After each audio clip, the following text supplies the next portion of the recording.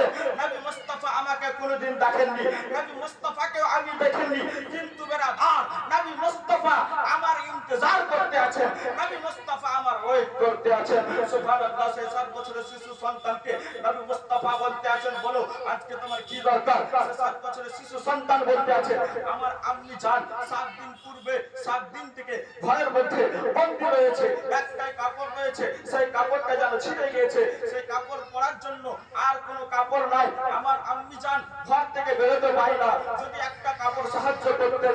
সুবহানাল্লাহ। নবী পাক বলতে আছেন, এই যে আমার শরীর মোবারকের মধ্যে চাদর রয়েছে, এই চাদরটা নিয়ে যাও। সুবহানাল্লাহ। সে 7 বছরের শিশু সন্তান বলছেন, আমি চাদর নিয়ে করব কি, আমাকে কাপড় দরকার। নবী মুস্তাফা ইতিমধ্যে 7 বছরের শিশু সন্তানকে বলতে আছে, আমি তোমাকে কাপড়ও দান করব।